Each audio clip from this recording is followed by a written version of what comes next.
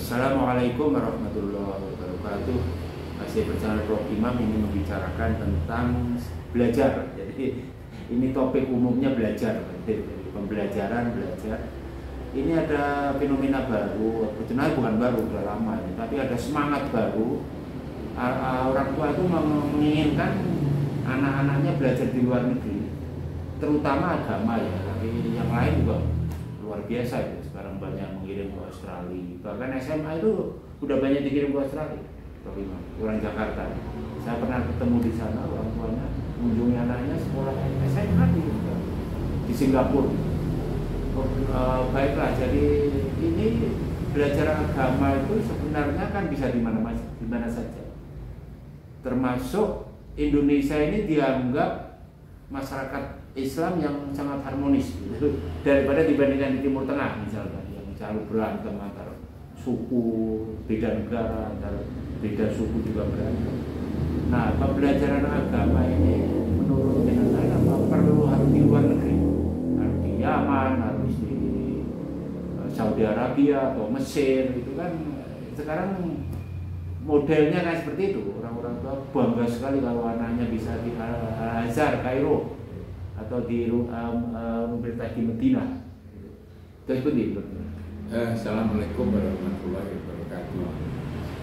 Memang ini Mas Ade, kadang-kadang mengirimkan anak ke sekolah ya, lembaga pendidikan itu bukan saja kepentingan untuk mendapatkan ilmu, tapi juga ada niatan-niatan tambahan, motivasi-motivasi tambahan. Ialah untuk kebanggaan. Bangga kalau anaknya kuliah di luar negeri kan. Kalau menurut iman saya begini, harus dibedakan antara belajar sains teknologi dan belajar agama. Kalau belajar sains dan teknologi, kita ini kan ya jujur ya masih ketinggalan dengan barat. Maka untuk mendalami sains dan teknologi itu silakan belajar ke Eropa, belajar ke Amerika, ya, belajar ke Rusia, ke yang di mana-mana negara maju. Misalnya belajar transportasi, itu ke Rusia bagus. Ke Rusia sana sudah mengembangkan transportasi di bawah tanah, agar tidak macet, tidak di atas tanah lagi, tapi di bawah tanah sampai 100 meter dari permukaan tanah. Terowongan begitu itu ya. Di Saudi Arabia ada, tapi di bawah gunung itu kan. Nah itu, tapi kan di sana bukan gunung aja, di bawah tanah biasa itu bisa di sana. Bagus kalau menurut saya belajar kepada yang orang yang sudah berhasil mengembangkannya di berbagai negara.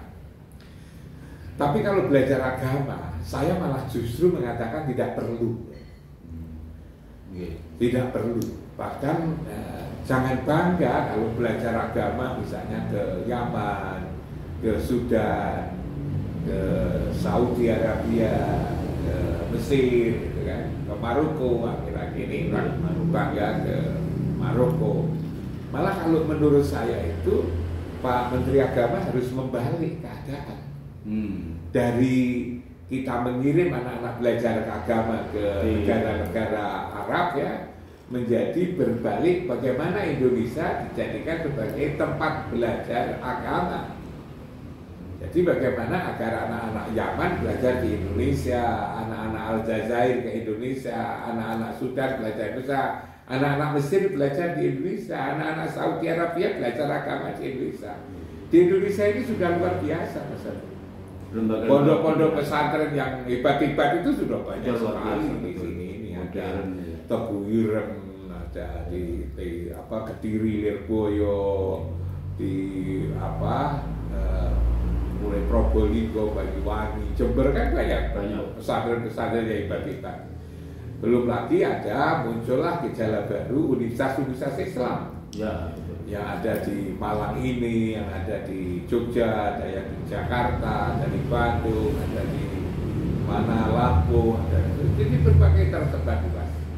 Nah, maka kalau menurut hemat saya, bagaimana pemerintah ini mendorong, ya kan, agar Indonesia itu dijadikan tempat tujuan belajar bagi negara-negara, bagi berbagai belahan anak-anak di berbagai belahan dunia.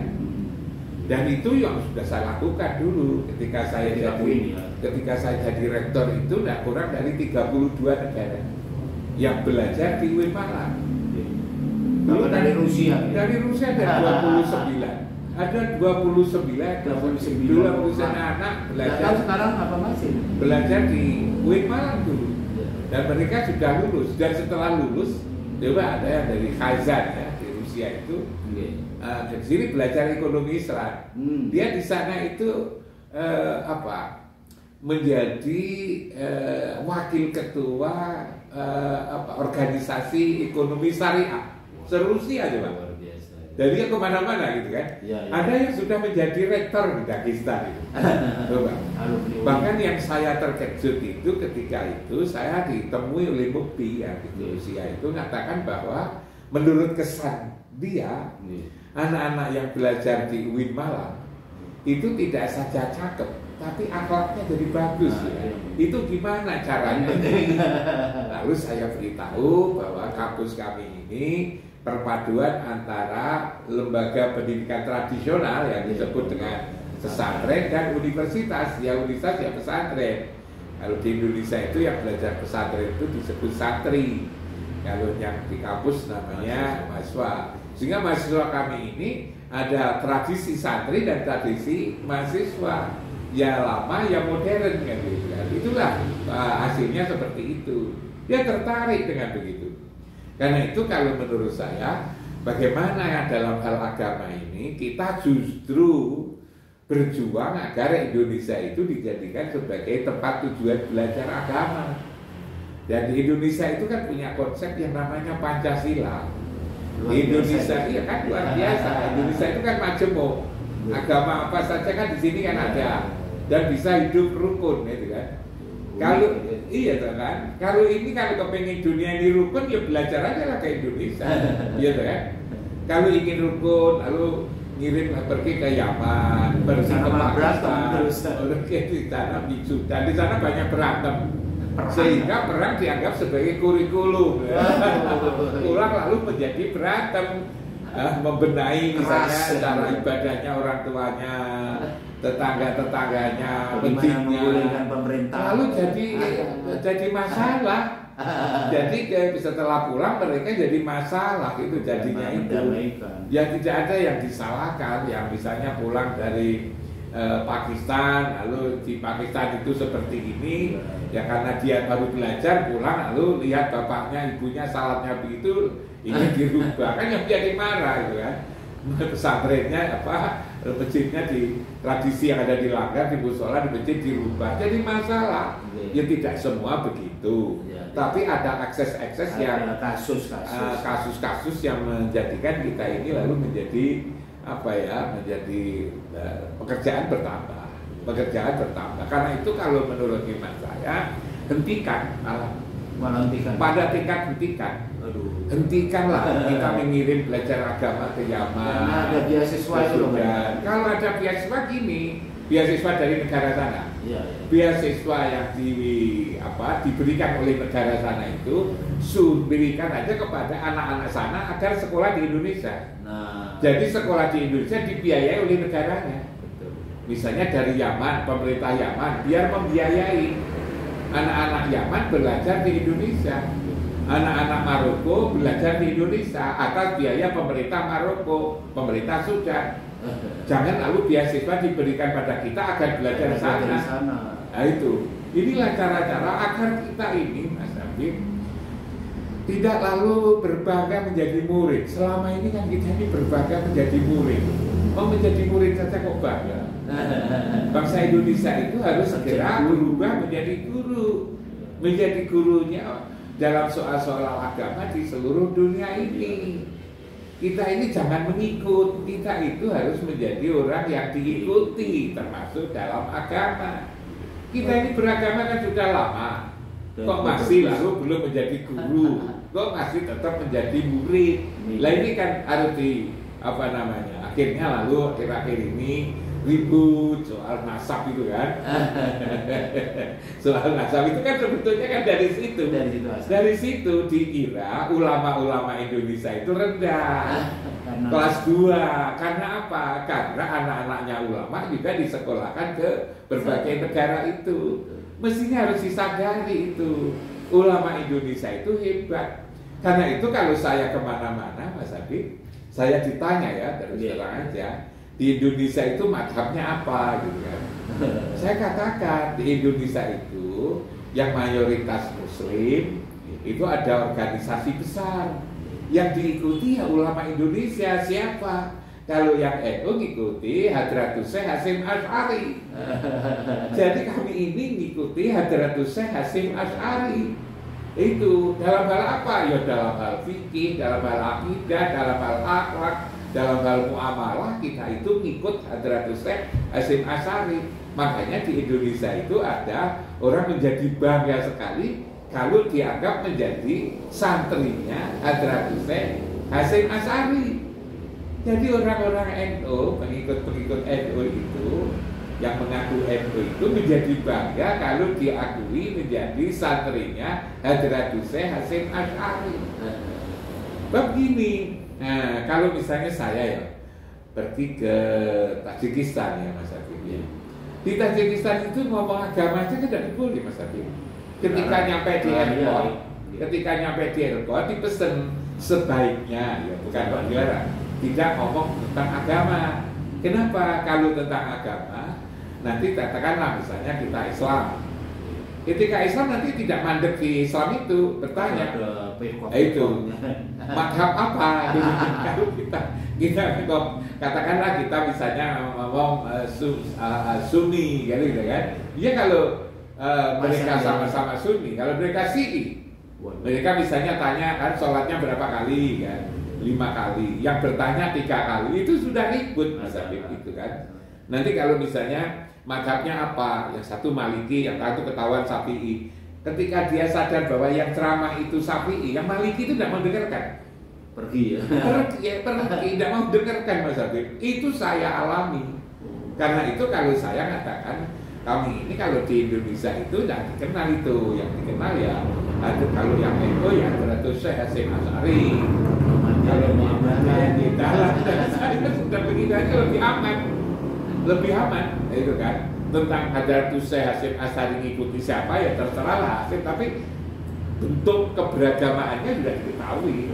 Masjidnya sudah seperti itu, lembaga pendidikannya itu, kepedulian kepada bangsa dan negara itu, budayanya juga seperti itu khas. Jadi karena itu saya makin lama makin merasa tenang ya. Dengan saya mengatakan bahwa yang diikuti oleh masyarakat Indonesia itu masyarakat itu yang diikuti Hadratus Syekh Hasyim Asy'ari. Lebih aman itu kan.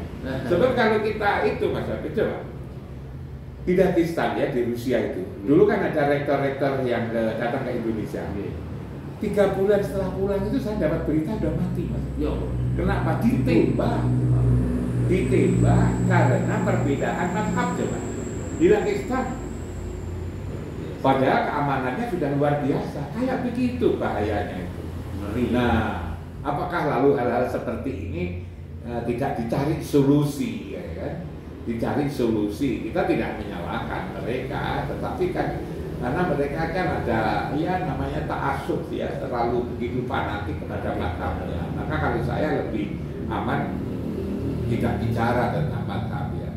Saya bicara aja tentang siapa yang diikuti di Indonesia ini ya.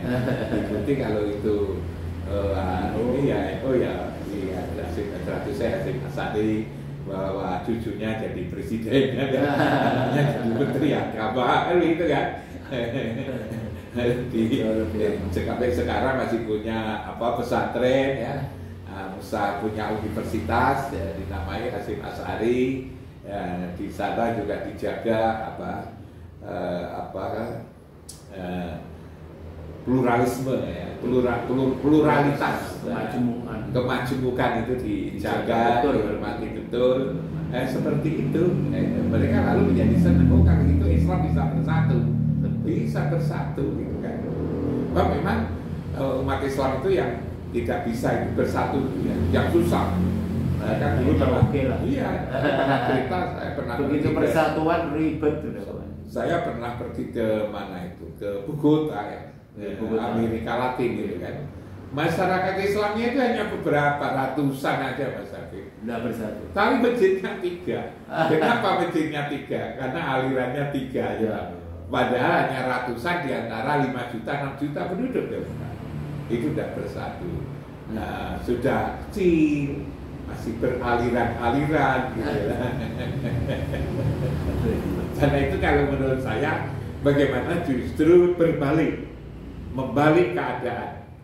Dari kita suka mengirim ke berbagai negara, kita menjadi tempat tujuan belajar dari berbagai negara. Kita bangga menjadi guru dan bukan bangga menjadi murid, bukan bangga ngirim anak-anak belajar agama ke berbagai negara, tapi kita bangga tatkala banyak negara itu belajar ke Indonesia. Bukan karena saya tidak tahu Mas Afif, saya kan tahu lembaga pendidikan di Yaman, ya. Saya tahu lembaga pendidikan di Sudan, di Aljazair, lalu di Irak, di negara-negara Teluk, Saudi Arabia, sampai di Maroko saya tahu kok. Indonesia masih lebih baik. Pendidikan agama Indonesia lebih baik. Terutama ada nilai plus kemajmuan itu. Iya. Indonesia itu jauh lebih baik dari tempat-tempat lain. Memang supaya ada perubahan semangat. Saya lihat itu ada seorang artis bangga sekali anaknya masih SMP taruh di Yaman. Saya hanya heran aja di sana itu perang terus-menerus tiap hari. Katanya itu jauh dari perang walaupun jauh kan. Iya, di Hadramaut itu memang jauh, tapi ya sebetulnya lembaga pendidikannya ya biasa-biasa aja. Ya, mesti di sini jauh lebih baik. Di sini jauh lebih baik. Hanya karena kita ini punya sikap merendah itu loh. Nah, ya. Merendah yang dipelihara. Kurang pede. Bahwa kita kita pondok kita tuh pondok kita ini sudah lebih baik dari sisi fasilitas, dari sisi pembelajaran itu luar biasa. Ada di sini ini yang menghafal Al-Quran tidak bertahun-tahun, tapi cukup 8 bulan. Bisa di Pacet sana itu ada pesantren yang luar biasa. 8 bulan bisa hafal 30 juz. Nah itu. Di mana pesantren apa namanya Prof Iman? Itu di Pacet itu ada pesantren yang murid SMA-nya itu udah dicalur-calurkan kedokteran. Itu sih pesantrennya Kiai Asep itu. Ada di sana. Terkenal sekali ya Mas. Selain itu masih ada beberapa. Satu di yang lainnya juga luar biasa. Pikiran-pikiran para kiai itu sudah luar biasa. Hanya itu tadi masih merasa rendah, sama dengan baju macam-macam Mas Afif. Kalau itu luar negeri gitu kan, pikirannya lebih hebat kan gitu. Produk-produk luar negeri masih dianggap lebih hebat daripada, padahal produk yang dijual luar negeri itu juga buatan Indonesia. Baiklah Prof Imam, terima kasih banyak ini pencerahannya. Mudah-mudahan ada perubahan kebijakan dari Menteri Agama dan juga orang tua supaya tidak bangga kalau ngirim orang-orang ke sana dan pulangnya menjadi masalah. Assalamualaikum warahmatullahi wabarakatuh.